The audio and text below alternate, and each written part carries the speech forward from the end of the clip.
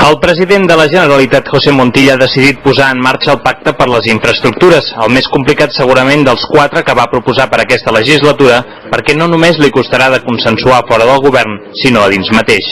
D'aquí que el document aprovat avui amb 22 objectius i 126 mesures no inclou referències explícites al quart cinturó o a la interconnexió elèctrica amb França, qüestionades per Esquerra i Iniciativa. Bona prova de l'alta tensió que genera el debat és que Iniciativa ha desmentit que hi hagi cap acord sobre aquests temes, com es podia sobreentendre escoltant el conseller Nadal. El pacte proposa la Ronda del Vallès com un compromís del Pacte Nacional d'Infraestructures. Ara, quines han de ser les característiques d'aquesta Ronda del Vallès encara és un procés obert que naturalment tindrà una definició posterior.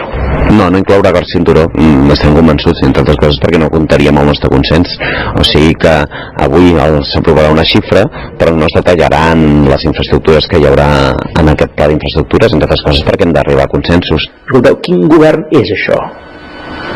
El govern que s'ha passat un any per fer un document i uns socis del govern diuen que el quart cinturó es fa i els altres socis del govern diuen que no es fa?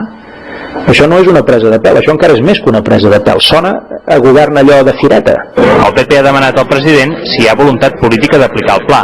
Qui no ha posat més llenya al foc considerant que el pla és un primer pas per superar el dèficit d'infraestructures ha estat Esquerra Republicana. Dels 4 grans pactes nacionals que el president Montilla va proposar-se per aquesta legislatura, en té signat ja un, el de l'habitatge, on no va aconseguir però el suport de Convergència i Unió i el PP. Caldrà veure què passa ara amb aquest. Jordi Pons, TV3, Palau de la Generalitat.